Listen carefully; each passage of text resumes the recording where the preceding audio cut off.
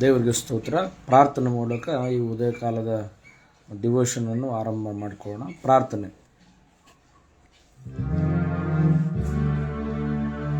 ಸಕಲ ಆಶೀರ್ವಾದಗಳಿಗೆ ಕಾರಣಭೂತನಾದ ಪರಿಶುದ್ಧನಾದ ದೇವರೇ, ಕಳೆದ ರಾತ್ರಿಯೆಲ್ಲ ನೀನು ನಮ್ಮನ್ನು ಕಾಪಾಡಿ ನೂತನ ದಿನವನ್ನು ನಮಗೆ ಅನುಗ್ರಹಿಸಿಕೊಟ್ಟದ ವಿಧಾನಕ್ಕಾಗಿ ಸ್ತೋತ್ರ.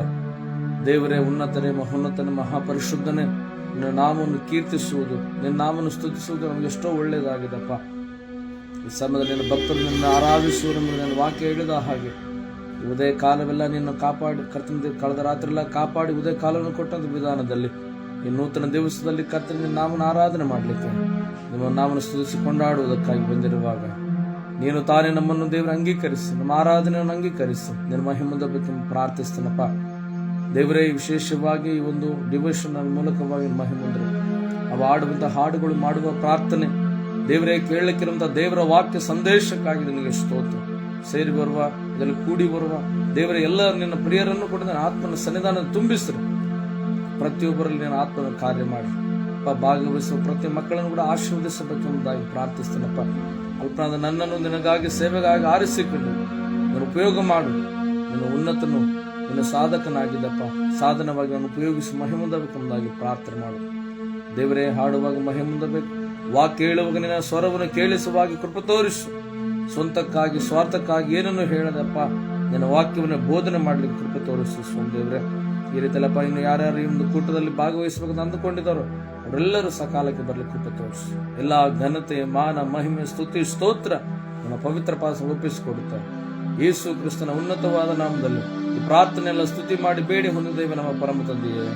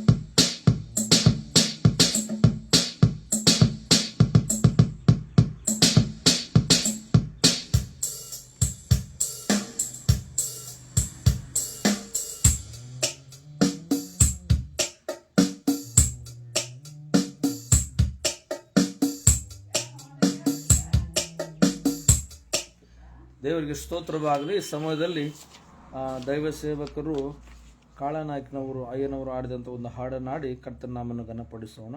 ನಜರೇತಿನ ನನ್ನೇಸಯ್ಯ, ನನ್ನ ಕೂಗಿಗೆ ಕಿವಿಗೋಡಯ್ಯ ಅನ್ನುವಂಥ ಹಾಡನ್ನಾಡಿ ದೇವರ ನಾಮನ್ನು ಘನಪಡಿಸೋಣ.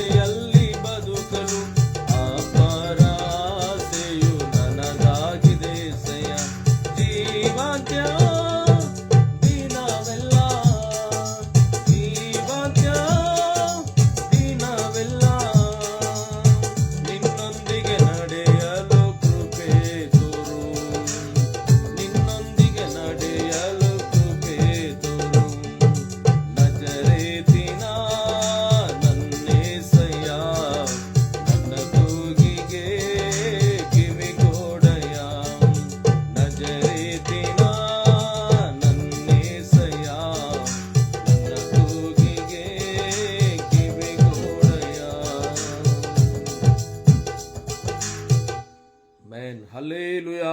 ದೇವರಿಗೆ ಸ್ತೋತ್ರವಾಗಲಿ. ನಜರೇತಿನ ನನ್ನೇಸಯ್ಯ, ನನ್ನ ಕೂಗಿಗೆ ಕಿವಿಗೋಡಯ್ಯ. ನಮ್ಮ ಕೂಗನ್ನು ಕೇಳಿ ದಾಟಿ ಹೋಗುವಂಥ ದೇವರು ನಮ್ಮ ದೇವರಲ್ಲ. ನಮ್ಮ ಕೂಗನ್ನು ಕೇಳಿ ನಮಗಾಗಿ ನಿಂತು ಸಹಾಯ ಮಾಡುವ ಕರ್ತನಾಗಿದ್ದಾನೆ. ಇಲ್ಲಿವರೆಗೂ ಆತನ ಎಷ್ಟೋ ಸಹಾಯ ಮಾಡಿ ಇಲ್ಲಿವರೆಗೂ ಅದ್ಭುತವಾಗಿ ನಮ್ಮ ನಡೆಸಿದ ವಿಧಾನವನ್ನು ನೆನೆಸಿ ಕರ್ತನಿಗೆ ಸ್ತೋತ್ರಗಳನ್ನು ಘನತೆ ಮಾನ ಮಹಿಮೆ ಸಲ್ಲಿಸೋಣ. ನಾವೆಲ್ಲ ತಲೆಗಳನ್ನು ಬಾಗಿಸೋಣ. ದೇವರಿಗೆ ಸ್ತೋತ್ರ ಸಲ್ಲಿಸುವ ಹಾಗೆ ಅನುದಿನ ಕಾಯುತ್ತಿರುವ ದೇವ ನಿನಗೆ ಸ್ತೋತ್ರಪ್ಪ. ಕಣ್ಣೀರನ್ನು ಒರೆಸಿದ ದೇವರೇ ನಿನಗೆ ಸ್ತೋತ್ರ. ಹಲ್ಲೆಲೂಯಾ. ಭಯಪಡಬೇಡ, ಕಳವಳಗೊಳ್ಳಬೇಡ, ನಾನಿದ್ದೇನೆ ಅಂತ ಧೈರ್ಯ ಕೊಟ್ಟಂತ ಕರ್ತನೇ ನಿನಗೆ ಸ್ತೋತ್ರ ಸ್ವಾಮಿ. ದೇವರೇ ನಿನಗೆ ಸ್ತೋತ್ರಪ್ಪ. ಪ್ರತಿದಿನ ನಡೆಸುವಾತನೇ ನಿನಗೆ ಸ್ತೋತ್ರ ಅಯ್ಯ. ನಿನ್ನ ಜೀವಿಸುವ ಕಾಲವೆಲ್ಲವೂ ನಾನು ನಿನಗಾಗಿ ಬಾಳ್ತೇನೆ ಯೇಸುವೇ, ನಿನಗೆ ಸ್ತೋತ್ರ. ಹಾಲೆಲೂಯಾ. ದೇವರೇ ನಿನಗೆ ಸ್ತೋತ್ರ ಸ್ತೋತ್ರ ಸ್ತೋತ್ರ ಸ್ತೋತ್ರ ಸ್ತೋತ್ರ ಸ್ತೋತ್ರ ಸ್ತೋತ್ರ ಸ್ತೋತ್ರ ಸ್ತೋತ್ರ ಕರ್ತನೆ. ಪ್ರಭಾ ನಿನಗೆ ಸ್ತೋತ್ರವಾಗಲಿ. Hallelujah hallelujah hallelujah hallelujah hallelujah hallelujah hallelujah hallelujah. ಏಸಯ್ಯ ನಿನ್ನ ಉಪಕಾರಗಳಿಗಾಗಿ ಸ್ತೋತ್ರ. ಯೇಸುವೇ ನೀನು ಮಾಡಿದ ಅದ್ಭುತ ಕಾರ್ಯಗಳಿಗಾಗಿ ಸ್ತೋತ್ರ. ನಮ್ಮನ್ನು ಪ್ರೀತಿ ಮಾಡಿದೆ, ನಮ್ಮನ್ನು ರಕ್ಷಿಸಿದೆ, ನಮ್ಮನ್ನು ಕಾಪಾಡಿದೆ, ಅದಕ್ಕಾಗಿ ನಿನಗೆ ಸ್ತೋತ್ರ ಮಾಡ್ತೇನಪ್ಪ. ಹಾಲೆಲೂಯ. ದೇವಾ ನಿನಗೆ ಸ್ತೋತ್ರವಾಗಲಿ. ಘನತೆ ಮಾನ ಮಹಿಮೆಗಳು ನಿನಗೆ ಸಲ್ಲಿಸ್ತೇವೆ ಸ್ವಾಮಿ. ಇಲ್ಲಿವರೆಗೆ ನಡೆಸಿದ ದೇವರು ನೀವು ಮುಂದೆ ಕೂಡ ನಡೆಸಲಿಕ್ಕೆ ಶಕ್ತನಾಗಿದ್ದೆ. ಪ್ರತಿ ವಿಷಯದಲ್ಲಿ ದೇವರೇ ಸಹಾಯ ಮಾಡಿ ನಿನಗೆ ಸ್ತೋತ್ರಪ್ಪ. ದೇವರೇ ನಿನಗೆ ಸ್ತೋತ್ರ ಸ್ವಾಮಿ. Hallelujah hallelujah.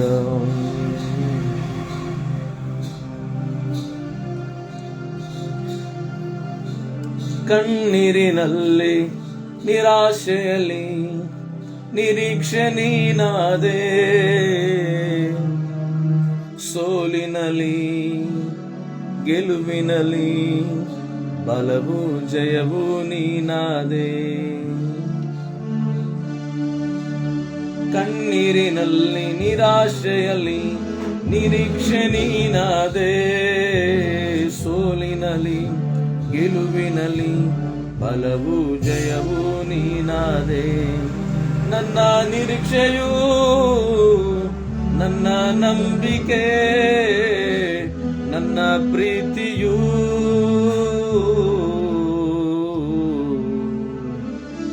ಯೇಸು ರಾಜ,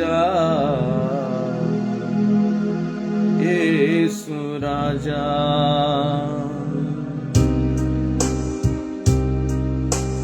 ಯೇಸು ನಿನ್ನ ಪ್ರೀತಿ ಉಪಕಾರಗಳು ವರ್ಣಿಸಲು ನನ್ನ ಹೃದಯ ಸಾಲದು. ಯೇಸು ನಿನ್ನ ಪ್ರೀತಿ ಉಪಕಾರಗಳು ವರ್ಣಿಸಲು ನನ್ನ ಹೃದಯ ಸಾಲದು. ವರ್ಣಿಸಲು ನನ್ನ ಹೃದಯ ಸಾಲದು. ವರ್ಣಿಸಲು ನನ್ನ ಹೃದಯ ಸಾಲದು.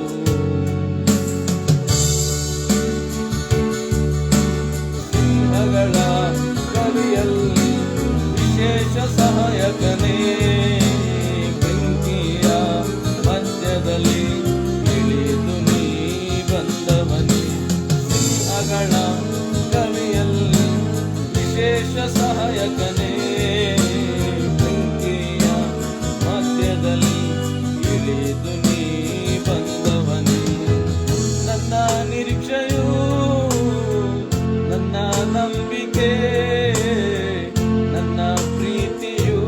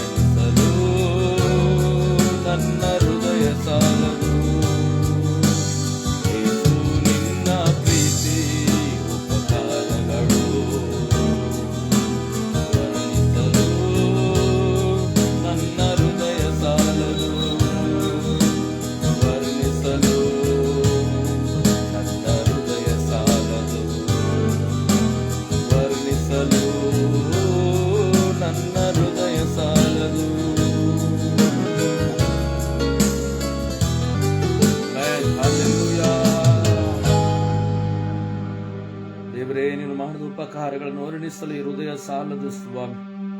ಅಪ್ಪ, ನಿನ್ನ ಉಪಕಾರ ನೆನೆಸುವಾಗ ಕಣ್ಣಲ್ಲಿ ದೇವರೇ ದುಃಖವು, ಅಯ್ಯ ಕಣ್ಣಲ್ಲಿ ಕರ್ತನ ಕಣ್ಣೀರು ಸ್ವಾಮಿ. ಅಯೋಗ್ಯರಾದ ನಮ್ಮನ್ನೆಷ್ಟೋ ಪ್ರೀತಿ ಮಾಡಿದೆ ಸ್ವಾಮಿ. ಅಪ್ಪ, ನಿನ್ನ ಪ್ರೀತಿಯನ್ನು ನಮ್ಮ ಪರವಾಗಿ ಪ್ರತಿನಿತ್ಯವೂ ತೋರಿಸಿರೋದಕ್ಕಾಗಿ ಸ್ತೋತ್ರ ಸ್ವಾಮಿ. ಹಲ್ಲೆಲೂಯಾ. ಅಯ್ಯ, ನಮ್ಮನ್ನು ನಮಗೆ ಆರೋಗ್ಯ ಕೊಟ್ಟು ಜೀವ ಕೊಟ್ಟು ದೇವರೇ, ನಮಗೆ ಕೊಟ್ಟಂತ ಕಾರ್ಯ ಕೆಲಸಕ್ಕಾಗಿ ಸ್ತೋತ್ರ, ಕುಟುಂಬ ಮಕ್ಕಳಿಗಾಗಿ ಸ್ತೋತ್ರ, ಶ್ರೇಷ್ಠವಾದ ರಕ್ಷಣೆ ಎಲ್ಲರೂ ಅನುಭವಿಸುವ ಸಹಾಯ ಮಾಡಿದಕ್ಕಾಗಿ ಸ್ತೋತ್ರ. ಇವುದೇ ಕಾಲದಲ್ಲಿ ಕರ್ತನೆ ಸ್ವಾಮಿ, ಇಲ್ಲಿವರೆಗೂ ನಾವು ಮಾಡಿದ ಆರಾಧನೆ ಮೂಲಕ ನಿಮ್ಮ ಹೆಮ್ಮದಕ್ಕಾಗಿ ಸ್ತೋತ್ರ. ಹಸುವೆಯಲ್ಲಿ ಕೈ ಬಿಡ್ಲಿಲ್ಲ, ಕಣ್ಣೀರಲ್ಲಿ ಕೈ ಬಿಡಲಿಲ್ಲ, ವೇದನೆಯಲ್ಲಿ ಕೈ ಬಿಡಲಿಲ್ಲ, ಸಂಕಟದಲ್ಲಿ ಕೈ ಬಿಡಲಿಲ್ಲ. ಮನುಷ್ಯರು ಕೈ ಬಿಟ್ಟರು, ನಂಬಿದವರು ದೂರವಾದರು. ನೀನು ಮಾತ್ರ ಸದಾ ಕಲ್ಲಮ್ಮ ಸಂಗಡಿತ ನಡೆಸಿರುವುದಕ್ಕಾಗಿ ಸ್ತೋತ್ರ. ದೇವರೇ, ಮುಂದಿನ ಕಾರ್ಯ ನಿನಗೆ ಒಪ್ಪಿಸಿಕೊಡ್ತೇನಪ್ಪ. ವಾಕ್ಯದ ಮೂಲಕ ಮಾತನಾಡಿ ನಮ್ಮೆಲ್ಲರ ಸಂಗಡ ಮಾತನಾಡಿ ನಿನ್ನ ಮಹಿಮೆ ಹೊಂದಬೇಕೆಂಬುದು. ಕೇವಲ ಕೇಳಿಸಿಕೊಳ್ಳುವವರಾಗಿ ನಮ್ಮನ್ನು ನಾವು ಮೋಸಪಡಿಸಿಕೊಳ್ಳದ ಹಾಗೆ ಕೇಳಿಸಿಕೊಂಡಂತ ಪ್ರತಿ ಮಾತನ್ನು ಆಲೋಚನೆ ಮಾಡಿ ನಿನ್ನ ವಾಕ್ಯಕ್ಕೆ ವಿಧೇಯರಾಗಿ ಬಾಳಲಿಕ್ಕೆ ಸಹಾಯ ಮಾಡಿ. ಅಲ್ಪ ನನ್ನನ್ನು ನಿನ್ನ ಸಾಧನವನ್ನು ಉಪಯೋಗ ಮಾಡಲು ಬೇಡುತ್ತ ಪರಿಶುದ್ಧಾತ್ಮನ ಸಹಾಯ ಕೇಳುವ ನಮ್ಮೆಲ್ಲರೂ ಅನುಗ್ರಹಿಸಿಕೊಡಬೇಕೆಂಬುದು ಯೇಸು ಉನ್ನತವಾದ ನಾಮದಲ್ಲಿ ಈ ಪ್ರಾರ್ಥನೆಯನ್ನು ಸ್ತುತಿ ಮಾಡಿ ಬೇಡಿ ಹೊಂದ ದೈವ ಪರಮ ತಂದೆಯೇ, ಆಮೇನ್. ಆಮೇನ್.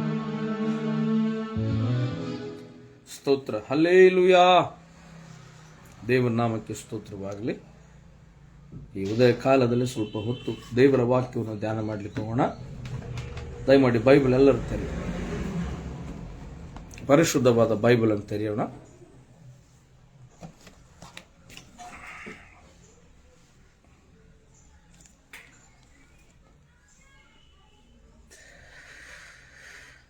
ಪರಿಶುದ್ಧವಾದ ಬೈಬಲು ಅಪೊಸ್ತಲರ ಕಾರ್ಯಗಳು 27ನೇ ಅಧ್ಯಾಯ 23ನೇ ವಚನ ಓದಿಕೊಂಡು. ಅಪೊಸ್ತಲರ ಕಾರ್ಯಗಳು 27ನೇ ಅಧ್ಯಾಯ 23ನೇ ವಚನವನ್ನು ಓದಿಕೊಂಡು ಸ್ವಲ್ಪ ಹೊತ್ತು ಧ್ಯಾನ ಮಾಡೋಣ.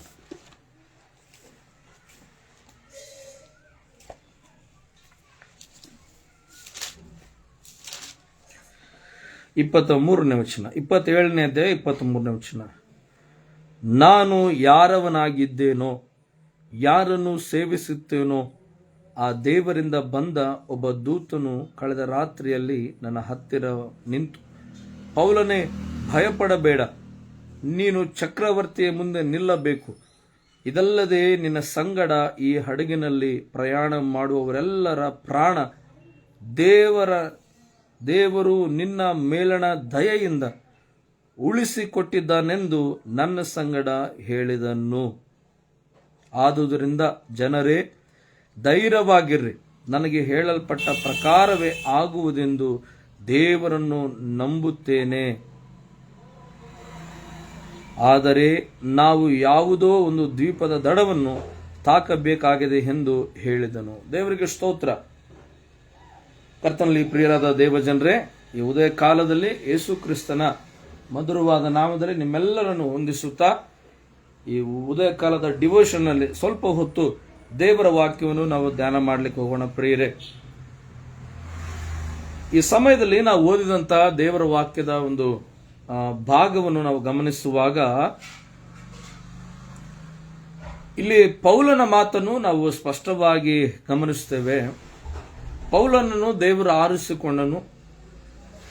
ಒಂದು ದಿನ ದೇವರ ಜನರ ಕ್ರೈಸ್ತರ ಹಿಂಸಕನಾದ ಪೌಲನನ್ನು ಆರಿಸಿಕೊಂಡು ತನ್ನ ಶ್ರೇಷ್ಠವಾದ ರಕ್ಷಣೆಯನ್ನು ಅನುಗ್ರಹಿಸಿಕೊಟ್ಟ ಮೇಲೆ ಪೌಲನು ದೇವರಿಗೆ ಸಾಕ್ಷಿಯಾಗಿ ದೇವರ ಸೇವೆಯಲ್ಲಿ ಅದ್ಭುತವಾಗಿ ಆತನು ನಡೆಯುವಂತ ಒಂದು ಸೇವಕನಾದನು. ಆತನ ಮೂಲಕವಾಗಿ ಅನೇಕ ಪ್ರಜೆಗಳು ಕ್ರಿಸ್ತನ ಕಡೆಗೆ ಆಕರ್ಷಿತರಾಗಿ ಅನೇಕ ಸಭೆಗಳು ಕಟ್ಟುವುದನ್ನು ನೋಡುತ್ತೇವೆ. ಆತನ ಸೇವಾ ಪ್ರಯಾಣವನ್ನು 3 ಮಿಷನರಿ ಪ್ರಯಾಣಗಳನ್ನು ಮಾಡಿದ್ದನ್ನು ನಾವು ಗಮನಿಸಬಹುದು. ಆತನ ಸೇವೆಯಲ್ಲಿ ಪಟ್ಟಂತ ಹಿಂಸೆ ಬಹಳ ರೀತಿಯಲ್ಲಿ ಆತನ ಹಿಂಸೆ ಪಟ್ಟಿದ್ದ. ಆತನು ಒಂದು ಸಾರಿ ಹಡಗಿನಲ್ಲಿ ಪ್ರಯಾಣ ಮಾಡುತ್ತಾ ಸೇವೆ ನಿಮಿತ್ತ ಹೋಗ್ತಿರ್ಬೇಕಾದ್ರೆ ಅಲ್ಲಿ ನಡೆದಿದ್ದೇನೆಂದರೆ ಪ್ರಿಯರೇ, ಒಂದು ದೊಡ್ಡ ಬಿರುಗಾಳಿ ಉಂಟಾಗಿ ಆ ಹಡಗು ಮುಳುಗು ಹೋಗುವ ಪರಿಸ್ಥಿತಿಗೆ ಬಂತು.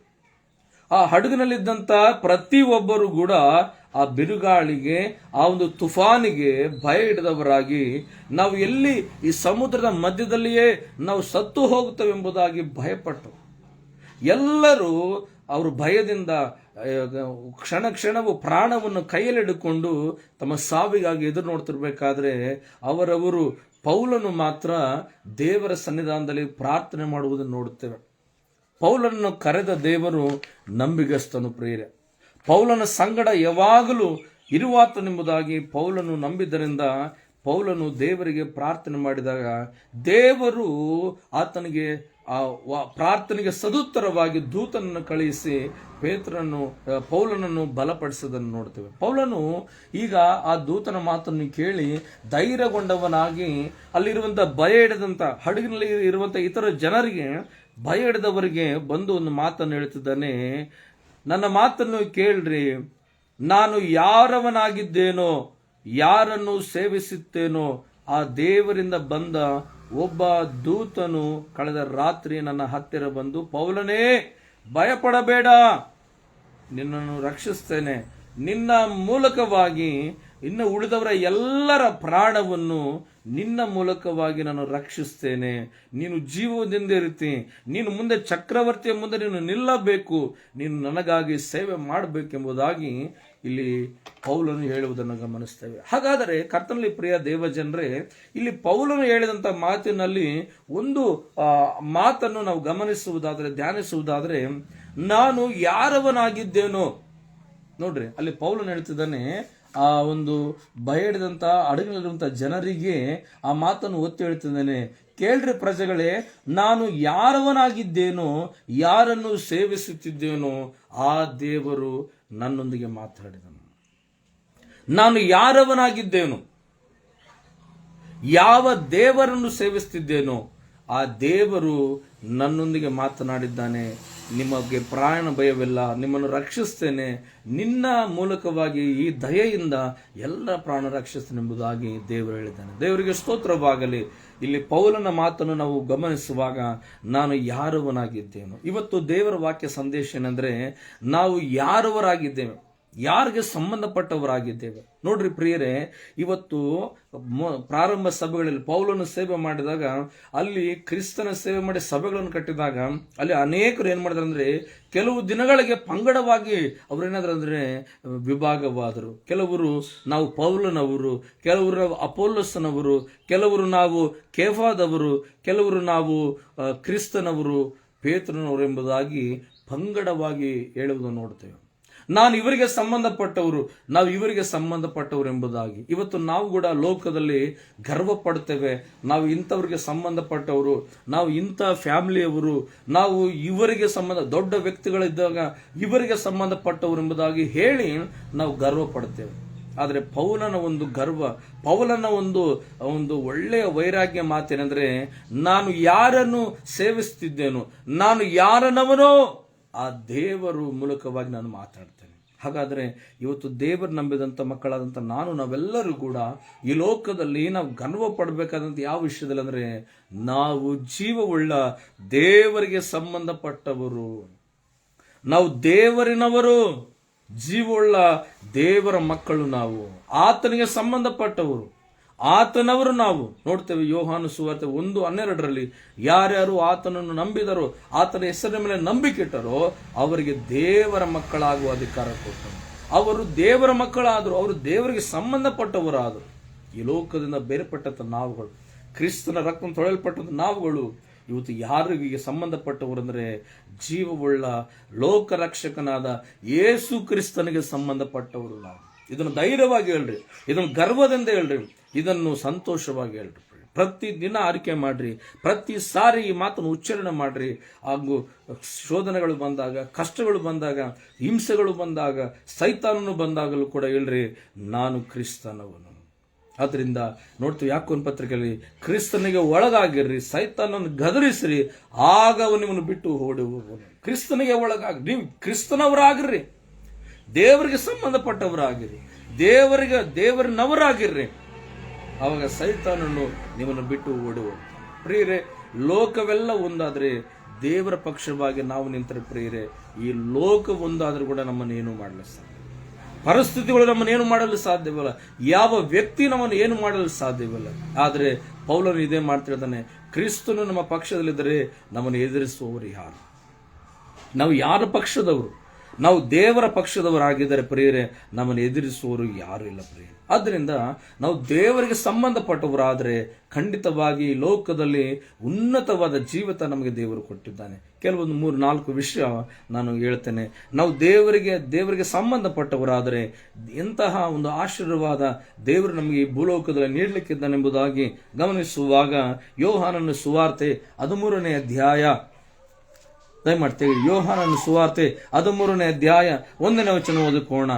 ಪಸ್ಕ ಹಬ್ಬದ ಮುಂದೆ ಯೇಸು ತಾನು ಈ ಲೋಕವನ್ನು ಬಿಟ್ಟು ತಂದೆಯ ಬಳಿಗೆ ಹೋಗಬೇಕಾದ ಕಾಲ ಬಂತೆಂದು ತಿಳಿದುಕೊಂಡು ಲೋಕದಲ್ಲಿ ತನ್ನವರನ್ನು ಪ್ರೀತಿಸಿ ಪರಿಪೂರ್ಣವಾಗಿ ಅವರನ್ನು ಪ್ರೀತಿಸುತ್ತಾ ಬಂದನು. ಮೊದಲನೇದಾಗಿ ನಾವು ದೇವರಿಗೆ ಸಂಬಂಧಪಟ್ಟವರಾದರೆ, ತನ್ನವರಾದರೆ, ಯೇಸುವಿನವರಾದರೆ ನಮಗೆ ಬರತಕ್ಕಂಥ ಆಶೀರ್ವಾದ ಎಂಥದ್ದಂದ್ರೆ, ಲೋಕದಲ್ಲಿ ಇರುವ ತನ್ನವರನ್ನು ಪ್ರೀತಿಸಿ ಪರಿಪೂರ್ಣವಾಗಿ ಅವರನ್ನು ಪ್ರೀತಿಸುತ್ತಾ ಬಂದನು. ತನ್ನವರನ್ನು ಪ್ರೀತಿಸ್ತಾನೆ. ನಾವು ದೇವರಿಗೆ ಸಂಬಂಧಪಟ್ಟವರಾದರೆ ಮೊದಲನೇದಾಗಿ ನಮಗೆ ಬರತಕ್ಕಂಥ ಆಶೀರ್ವಾದ ಎಂಥದ್ದಂದ್ರೆ, ನಾವು ದೇವರವರಾದ ಕಾರಣ ದೇವರು ನಮ್ಮನ್ನು ಪ್ರೀತಿ ಮಾಡ್ತಿದ್ದಾನೆ. ಪರಿಪೂರ್ಣವಾದಂಥ ಪ್ರೀತಿ ಪ್ರಿಯ. ಹಾಗಾದರೆ ಇವತ್ತು ದೇವರಿಗೆ ಸಂಬಂಧಪಟ್ಟವರ, ಹಾಗಾದರೆ ನಿನಗೆ ದೇವರ ಪ್ರೀತಿ ಸಿಗುತ್ತದೆ ಪ್ರಿಯ. ಬೈಬಲ್ನಲ್ಲಿ ನೋಡ್ತೇವೆ, ಬೆಥನ್ಯ ಗ್ರಾಮದಲ್ಲಿ ಒಂದು ಕುಟುಂಬವಿತ್ತು. ಅಂದರೆ ಅನೇಕ ಕುಟುಂಬಗಳಿವೆ, ಆದರೆ ದೇವರನ್ನು ಪ್ರೀತಿಸುವ ಒಂದು ಕುಟುಂಬ ಇದೆ, ಯೇಸುವನ್ನು ಪ್ರೀತಿ ಮಾಡುವಂಥ ಒಂದು ಕುಟುಂಬ ಇದೆ ಪ್ರಿಯರೇ. ಬೆಥನ್ಯದಲ್ಲಿ ಅನೇಕ ಕುಟುಂಬಗಳಿವೆ. ಯೇಸುವನ್ನು ಪ್ರೀತಿಯನ್ನು, ಆತನ ಒಂದು ಅದ್ಭುತವನ್ನು, ಆತನ ಒಂದು ಸ್ವಸ್ಥತೆ ಹೊಂದಿಕೊಂಡದ ಅನೇಕರಿದ್ದಾಗಲೂ ಕೂಡ ಯೇಸು ಸ್ವಾಮಿ ಯಾವಾಗಲೂ ಕಂಟಿನ್ಯೂಸ್ ಒಂದು ಮನೆಗೆ ಹೋಗ್ತದೆ. ಯಾವುದಂದ್ರೆ ಅದು ಮಾರ್ತ ಮರಿಯಳ ಒಂದು ಕುಟುಂಬಕ್ಕೆ ಪ್ರಿಯರೇ. ಯಾಕೆ ಸ್ವಾಮಿ ಯಾವಾಗಲೂ ಆ ಮನೆಗೆ ಹೋಗ್ತದಂದ್ರೆ, ಯೇಸುವನ್ನು ಪ್ರೀತಿಸುವ ಕುಟುಂಬ ಆ ಕುಟುಂಬವಾಗಿದೆ. ಯೇಸುವನ್ನು ಪ್ರೀತಿಸುವ ಕುಟುಂಬವಾದುದರಿಂದ ಯಾವಾಗಲೂ ಆ ಮನೆಗೆ ಹೋಗ್ತಿದ್ದಾನೆ. ನೋಡ್ರಿ, ದೇವರನ್ನು ಪ್ರೀತಿಸುವ ಕುಟುಂಬಕ್ಕೆ ಇಲ್ಲಿ ವಾಕ್ಯ ನೋಡಿದ್ವಲ್ಲ, ತನ್ನವರನ್ನು ಆತನು ಪ್ರೀತಿ ಮಾಡ್ತಾ ಇದ್ದಾನೆ. ಹಾಗಾದರೆ ಆ ಕುಟುಂಬನು ಕೂಡ ಯೇಸು ಸ್ವಾಮಿ ಪ್ರೀತಿ ಮಾಡಿ ಆ ಕುಟುಂಬಕ್ಕೆ ಎಷ್ಟೋ ಸಲ ಆತನು ಸಹಾಯ ಮಾಡಿ ವಾಕ್ಯದಿಂದ ಅವರನ್ನು ಬಲಪಡಿಸೋದನ್ನು ನೋಡ್ತೇವೆ. ಆದ್ದರಿಂದ ಒಂದು ಸಾರಿ ಲಾಜರನ್ನು ಕಳೆದುಕೊಂಡಾಗ ಆ ಒಂದು ತಿರುಗಿ ಲಾಜರನ್ನು ಕಟ್ಟಿಕೊಟ್ಟದ್ದನ್ನು ನಾವು ತಿರುಗಿ ಬದುಕಿಸಿದ್ದನ್ನು ನೋಡಬಹುದು ಪ್ರಿಯ. ಹಾಗಾದರೆ ದೇವರನ್ನು ಈ ಸಮಯದಲ್ಲಿ ನಾವೇನು ಮಾಡಬೇಕಾದ್ರೆ ಪ್ರೀತಿಸುವವರಾಗಬೇಕು, ನಾವು ಆತನವರಾಗಬೇಕು, ನಾವು ಆತನವರಾಗಬೇಕು. ಆದ್ದರಿಂದ ನಮ್ಮನ್ನು ಯೇಸು ಸ್ವಾಮಿ ಪ್ರೀತಿ ಮಾಡಿದರೆ ಶ್ರೇಷ್ಠ ಪ್ರೀತಿ. ನಾವು ಯೇಸುವನ್ನು ಪ್ರೀತಿ ಮಾಡುವುದು ಇದು ಉನ್ನತವಾದ ಪ್ರೀತಿ. ಆದ್ದರಿಂದ ಈ ಸಮಯದಲ್ಲಿ ನಾವೆಲ್ಲರೂ ಕೂಡ ಒಂದು ಆಲೋಚನೆ ಮಾಡೋಣ. ನಾವು ಕ್ರಿಸ್ತನಿಗೆ ಸಂಬಂಧಪಟ್ಟವರ, ನಾವು ದೇವರಿಗೆ ಸಂಬಂಧಪಟ್ಟವರ. ಪ್ರಜೆಗಳು ನಮ್ಮನ್ನು ನೋಡಿ ಏನನ್ನು ಹೇಳ್ತಿದ್ದಾರೆ, ಪ್ರಜೆಗಳು ನಮ್ಮನ್ನು ನೋಡಿ ಏನನ್ನು ಗುರುತಿಸ್ತಿದ್ದಾರೆ. ಹೌದು, ಇವರು ದೇವರಿಗೆ ಸಂಬಂಧಪಟ್ಟವರು, ಇವರು ದೇವರ ಮಕ್ಕಳಂತ ಸಾಕ್ಷಿ ಹೇಳ್ತಿದಾರ. ನಾವು ದೇವರನವರಾದರೆ ಖಂಡಿತವಾಗಿ ಏನ್ ಮಾಡ್ತಾನೆ ಅಂದ್ರೆ, ಆತನು ನಮ್ಮನ್ನು ಪ್ರೀತಿ ಮಾಡ್ತಾನೆ. ಈ ಲೋಕದಲ್ಲಿರುವ ತನ್ನವರನ್ನು ಆತನ ಏನ್ ಮಾಡಿದಾನೆ? ಪ್ರೀತಿ ಮಾಡಿದಾನೆ. ಪ್ರೀತಿ ಮಾಡ್ತಾನೆ. ಎಲ್ಲಿವರೆಗಂತ? ಪರಿಪೂರ್ಣವಾದಂಥ ಪ್ರೀತಿ. ಈ ಲೋಕವು ಕೊಡುವ ಪ್ರೀತಿ ಅಲ್ಲ, ತನ್ನಲ್ಲಿರುವ ಪ್ರೀತಿಯನ್ನು ಆತನು ಕೊಡುವನಾಗಿದ್ದಾನೆ. ಅದರಿಂದ ಬೈಬಲ್ನಲ್ಲಿ ನೋಡ್ತೇವೆ, ಯೇಸು ಸ್ವಾಮಿಯನ್ನು ಪ್ರೀತಿ ಮಾಡಿದವರು ಇದ್ದಾರೆ, ಯೇಸು ಅವರನ್ನು ಪ್ರೀತಿ ಮಾಡಿ ನೋಡಿದ. ಮೊದಲನೇದಾಗಿ ಲಾಜರನ್ನು ಪ್ರೀತಿಯಿಂದ ಲಾಜರನು ಸ್ನೇಹಿತನಾಗಿದ್ದಾನೆ ಎಂಬುದನ್ನು ನೋಡ್ತೇವೆ ಪ್ರಿಯ. ಆಮೇಲೆ ಯೇಸು ಸ್ವಾಮಿಯ ಶಿಷ್ಯನಾದಂಥ ಯೋಹಾನನು ಕೂಡ ತಾನು ಪ್ರೀತಿಸಿದ ಶಿಷ್ಯನೆಂಬುದಾಗಿ ಬರೆಯಲ್ಪಟ್ಟಿದೆ ಪ್ರಿಯರೇ.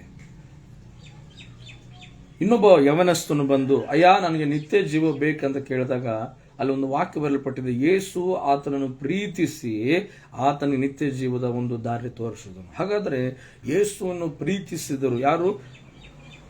ಯೇಸು ಕೂಡ ಪ್ರೀತಿ ಮಾಡಿ ಯಾರನ್ನು? ಲಾಜರನನ್ನು, ಯೋಹಾನನನ್ನು, ಮತ್ತೆ ಒಬ್ಬ ಯವನಸ್ಥನನ್ನು. ಯಾಕೆ ಅಂದರೆ ಅವರು ಆತನ ಬಳಿಗೆ ಬಂದರು, ಆತನವರಾಗಿ ಕಂಡರೆ ಆದ ಕಾರಣ ಅವ್ರನ್ನ ಪ್ರೀತಿ ಮಾಡಿ ನೋಡ್ತೇವೆ. ಎರಡನೇದಾಗಿ ಯೇಸು ತನಗೆ ಸಂಬಂಧಪಟ್ಟವರು ಆದರೆ, ತನ್ನವರಾದರೆ ಆತನಿಂದ ದೊರೆಯತಕ್ಕಂಥ ಒಂದು ಎರಡನೇ ಆಶೀರ್ವಾದ ಏನಂದ್ರೆ ಎರಡನೇ ತಿಮೋತಿ ಪತ್ರಿಕೆ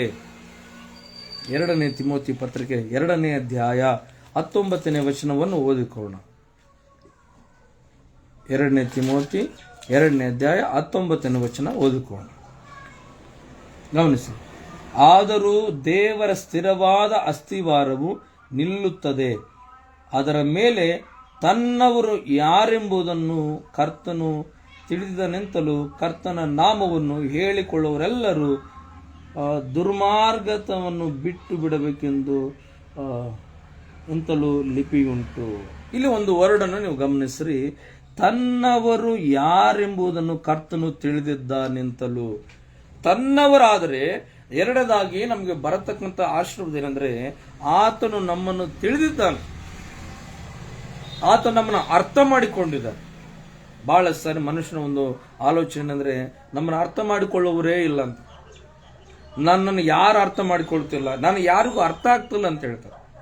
ಆದರೆ ದೇವರ ವಾಕ್ಯ ಹೇಳ್ತದೆ, ನಾವು ದೇವರಿಗೆ ಸಂಬಂಧಪಟ್ಟವರಾದರೆ ತನ್ನವರನ್ನು ಸ್ವಾಮಿ ಏನ್ ಮಾಡಿದನಂತ ಅರ್ಥ ಮಾಡಿಕೊಂಡಿದ್ದನೆಂತಲೂ. ಪ್ರಿಯರಾದ ದೇವ ಜನರೇ, ಈ ಲೋಕದ ಯಾತ್ರೆ ನಾವು ಬಾಳಿ ಬದುಕುತ್ತಿದ್ದೇವೆ. ದೇವರು ನಿಮ್ಮನ್ನು ಅರ್ಥ ಮಾಡಿಕೊಂಡ್ರೆ, ದೇವರು ನಿಮ್ಮನ್ನು ಅರ್ಥ ಮಾಡಿಕೊಳ್ಳುವಷ್ಟು ಭೂಮಿ ಮೇಲೆ ಯಾರು ಅರ್ಥ ಮಾಡಿಕೊಂಡಿಲ್ಲ.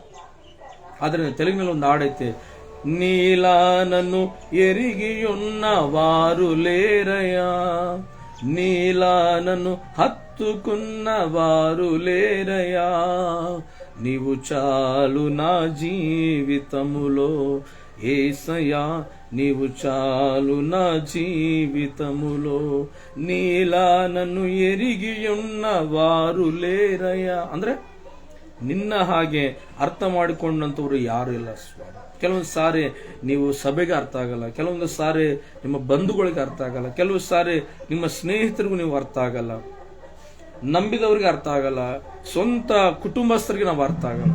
ನೋಡ್ರಿ, ಮೋಶ ವಿಷಯದಲ್ಲಿ ನೋಡ್ತೇವೆ, ಸ್ವಂತ ಅಕ್ಕಗೆ ಅಣ್ಣಗೆ ಅರ್ಥನೇ ಆಗಲಿಲ್ಲ. ಮೋಶ ಅರ್ಥ ಮಾಡಿಕೊಳ್ಳದೆ ಏನೇನೋ ಮಾತಾಡಿದ್ರು ಮೋಶ ಮೇಲೆ, ದೇವರ ಕೋಪ ಅವರ ಮೇಲೆ ಬಂತಂತ ನೋಡ್ತೇವೆ. ಹಾಗಾದ್ರೆ ಇವತ್ತು ಅರ್ಥ ಮಾಡಿಕೊಳ್ಳದ ಲೋಕದಲ್ಲಿ ನಾವಿದ್ದೇವೆ, ಅರ್ಥ ಮಾಡಿಕೊಳ್ಳದ ಪ್ರಜೆಗಳ ಮಧ್ಯದಲ್ಲಿ ನಾವಿದ್ದೇವೆ. ಆದರೆ ನಿನ್ನನ್ನು ಅರ್ಥ ಮಾಡಿಕೊಳ್ಳಲಿಕ್ಕೆ ಯಾರಿದ್ದಾರಂದ್ರೆ ದೇವರಿದ್ದಾರೆ. ಆ ದೇವರು ಎಲ್ಲರ ಹೃದಯವನ್ನು ಬಲ್ಲಾತನಾಗಿದ್ದಾನೆ, ಎಲ್ಲ ಹೃದಯವನ್ನು ಬಲ್ಲಾತನಾಗಿದೆ. ಯಥಾರ್ಥವಾಗಿ ಕರ್ತನೆ ನೀನು ಬೇಕು ಸ್ವಾಮಿ, ನೀನು ನನ್ನ ದೇವರಪ್ಪ, ನೀನು ನನ್ನ ರಕ್ಷಕನೇ ಅಂತ ಹೇಳಿ ಆತನ ಬಳಿಗೆ ಬಂದು ಆತನವರಾಗಿ ನೀವು ಮಾರ್ಪಟ್ರೆ, ತನ್ನವರಾಗಿ ನೀವು ಆತನಿಗೆ ನೀವು ಮಾರ್ಪಟ್ರೆ, ಅಲ್ಲಿ ವಾಕ್ಯ ಹೇಳ್ತದೆ ಏನ್ ಮಾಡಿದನಂತ, ತನ್ನವರನ್ನು ಅರ್ಥ ಮಾಡಿಕೊಂಡಿದ್ದಾನೆ, ತಿಳಿದುಕೊಂಡಿದ್ದಾನೆ. ಹಾಗಾದರೆ ನಮ್ಮನ್ನು ತಿಳಿಕೊಳ್ಳುವಂಥ ದೇವರ ಬಳಿಗೆ ಬಂದು ನಮ್ಮ ಕಣ್ಣೀರನ್ನು, ನಮ್ಮ ವೇದನೆ, ಪ್ರಾರ್ಥನೆ ಅರ್ಪಿಸೋಣ.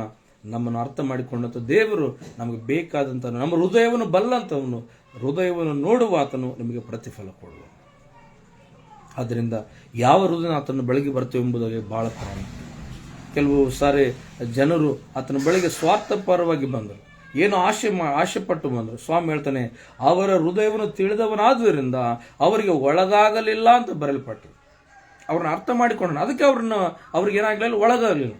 ಆದರೆ ನೀವು ಯಥಾರ್ಥವಾಗಿ ಬಂದದ್ರಿಂದ, ನಿಮ್ಮನ್ನು ಅರ್ಥ ಮಾಡಿಕೊಂಡದ್ರಿಂದ ನಿಮಗೆ ಆತನು ಆಶೀರ್ವಾದಕರವಾಗಿರ್ತಾನೆ, ನಿಮ್ಮನ್ನು ಅರ್ಥ ಮಾಡಿಕೊಳ್ತಾನೆ, ನಿಮ್ಮ ಕಣ್ಣೀರು ಒರೆಸ್ತಾನೆ, ನಿಮ್ಮ ನಡೆಸುವ ಆತನಾಗಿದೆ. ಆದ್ದರಿಂದ ದೇವರ ಬಳಿಗೆ ಬರೋಣ, ತನ್ನವರಾಗಿ ಜೀವನ ಮಾಡೋಣ. ಖಂಡಿತವಾಗಿ ಅಂಥವರನ್ನು ದೇವರ ಅರ್ಥ ಮಾಡಿಕೊಳ್ತಾ ನೋಡ್ತೇವೆ. ನೋಡೋಣ, ಮೂರನೇದಾಗಿ ನಾವು ದೇವರಿಗೆ ಸಂಬಂಧಪಟ್ಟವರಾದರೆ ನಮಗೆ ಬರತಕ್ಕಂಥ ಆಶೀರ್ವಾದಗಳು ಎಂಥವೆಂಬುದಾಗಿ. ಮೊದಲನೇ ಕೊರಿಂಥ ಪತ್ರಿಕೆ 15ನೇ ಅಧ್ಯಾಯ 23ನೇ ವಚನದಲ್ಲಿ ನಾವು ಗಮನಿಸುವಾಗ, 15ನೇ ಅಧ್ಯಾಯ 23ನೇ ವಚನ, ಆದರೆ ಪ್ರತಿಯೊಬ್ಬನು ತನ್ನ ತನ್ನ ತರಗತಿಯಲ್ಲಿರುವನು, ಕ್ರಿಸ್ತನು ಪ್ರಥಮ ಫಲ, ತರುವಾಯ ಕ್ರಿಸ್ತನ ಪ್ರತ್ಯಕ್ಷತೆಯಲ್ಲಿ ಆತನವರು ಎದ್ದು ಬರುವರು.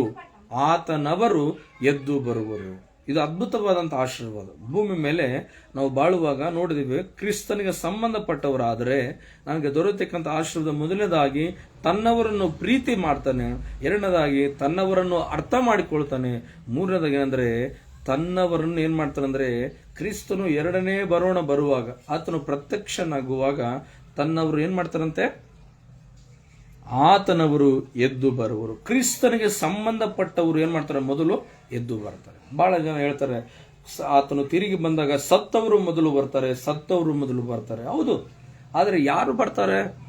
ಎಲ್ಲರಲ್ಲ. ತನ್ನವರು ದೇವರಿಗಾಗಿ ಬಾಳಿ ಬದುಕಿ, ಕ್ರಿಸ್ತನಿಗಾಗಿ ಸಾಕ್ಷಿಯಾಗಿ, ಭಕ್ತಿಯಾಗಿ ಜೀವನ ಮಾಡಿ, ವೈರಾಗ್ಯದಿಂದ ಜೀವಿಸಿ, ಕ್ರೈಸ್ತವ ಜೀವಿತದಲ್ಲಿ ಬಾಳಿ ಕ್ರಿಸ್ತನವರಾಗಿ ಮರಣ ಹೊಂದಿದವರು ಆತನು ಪ್ರತ್ಯಕ್ಷನಾದಾಗ ಮೊದಲು ಎದ್ದು ಬರುವರು. ಆದ್ದರಿಂದ ದೇವರ ಸನ್ನಿಧಾನದಲ್ಲಿ ಯೇಸು ಸ್ವಾಮಿ ಹೇಗೈತೆ, ಯಾವ ರೀತಿ ಆದರೆ ಮರಣದಿಂದ ಎದ್ದು ಬಂದ, ಪುನರುತ್ಥಾನಾಗಿ ಬಂದನೋ, ಅದೇ ರೀತಿಯಲ್ಲಿ ಅದೇ ನಮಗೆ ಪ್ರಥಮ ಫಲ, ಅದೇ ನಮಗೆ ಉದಾಹರಣೆ, ಅದೇ ನಮಗೆ ಮಾದರಿ.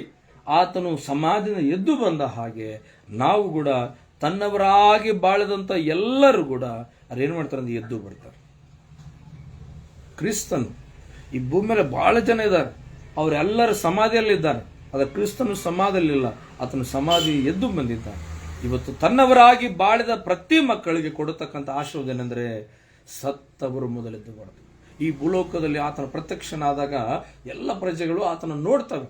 ಆತನ ಮಧ್ಯ ಆಕಾಶದಲ್ಲಿ ಆತನು ಬರುವಾಗ ಮೇಘ ರೂಢನಾಗಿ, ತುತ್ತೂರಿಯೊಡನೆ, ಹೌದು ದೂತರೊಡನೆ, ಮೇಘ ಸೈನ್ಯದೊಡನೆ ಆತನ ಪ್ರತ್ಯಕ್ಷನಾಗುವಾಗ ಎಲ್ಲರ ಕಣ್ಣುಗಳು ಕಾಣ್ತೇವೆ. ಅದೇ ಸಮಯದಲ್ಲಿ ಸತ್ತವರು ಮೊದಲು ಎದ್ದು ಆತನ ಸೇರಿಕೊಳ್ತಾರೆ. ಈ ಲೋಕದ ಪ್ರಜೆಗಳೆಲ್ಲರೂ ಕೂಡ ಅವರನ್ನು ನೋಡ್ತಾರೆ. ಅಯ್ಯೋ, ಇವರು ಕ್ರಿಸ್ತನವರು, ಇವರು ದೇವರಿಗಾಗಿ ಬಾಳಿದವರು, ನಮ್ಮ ಊರಿನಲ್ಲಿದ್ದಂಥವರು, ಇವರು ನೋಡು ಕ್ರಿಸ್ತನಲ್ಲಿ ಬಾಳಿ ಅವರು ತೀರಿಕೊಂಡು ಇವತ್ತು ದೇವರ ಮಕ್ಕಳಾಗಿ ಜೀವನ ಮಾಡಿದ್ರಿಂದ ಅವ್ರು ಕ್ರಿಸ್ತನು ಅವರನ್ನು ಕರ್ಕೊಂಡು ಹೋಗಲಿಕ್ಕೆ ಬಂದಿದ್ದಾನಂತೇಳಿ ಅವರ ಕಣ್ಣುಗಳು ಅವರು ನೋಡಿದ್ರು. ಕ್ರಿಸ್ತನವರು ಎದ್ದು ಬರ್ತಾನೆ, ಕ್ರಿಸ್ತನವರು ಎತ್ತಲ್ಪಡ್ತಾನೆ, ಕ್ರಿಸ್ತನವರು ಆತನ ಬಳಿಗೆ ಸೇರಿಕೊಳ್ತಾರೆ. ಹಾಗಾದರೆ ಈ ಲೋಕಕ್ಕೆ ಒಂದು ದಿನ ಬರಲಿಕ್ಕಿದೆ. ಆ ದಿನ ನೀನು ಯಾರಿಗೆ ಸಂಬಂಧಪಟ್ಟನೆಂಬುದಾಗಿ ಗೊತ್ತಾಗ್ತದೆ. ಹಾಗಾದರೆ ಕರ್ತನಲ್ಲಿ ಪ್ರಿಯ ದೇವರ ಮಕ್ಕಳೇ, ಆವತ್ತು ಪೌಲನು ಹೇಳಿದಾಗೆ, ನಾನು ಯಾರನವನೋ, ಯಾವ ದೇವರನ್ನು ಸೇವಿಸ್ತಿದ್ದನೋ ಆ ದೇವರು ನನ್ನೊಂದಿಗೆ ಮಾತಾಡ.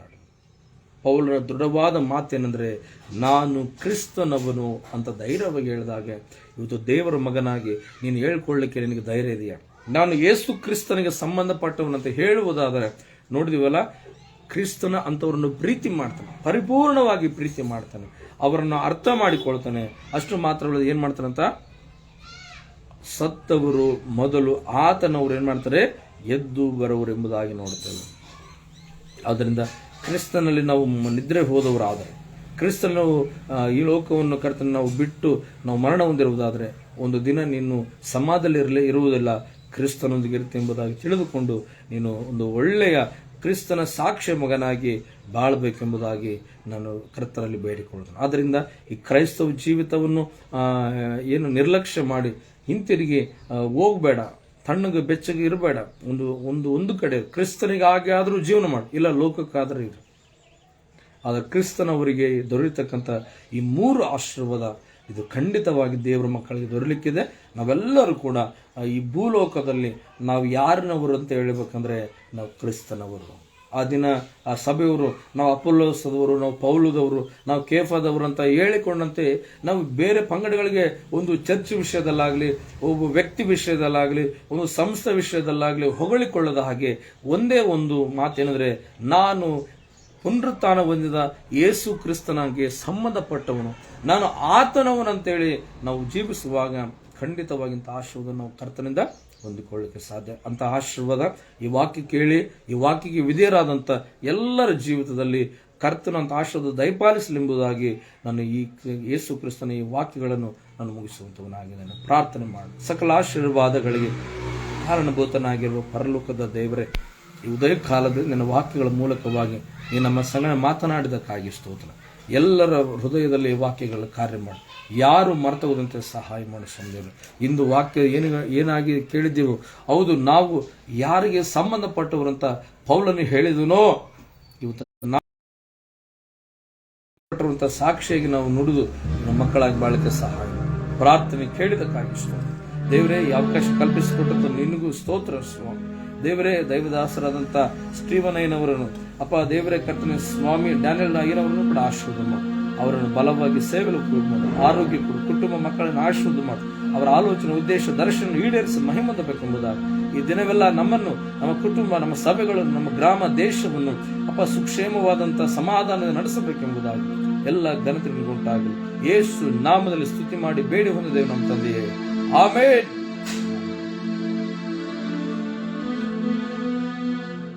Price lord.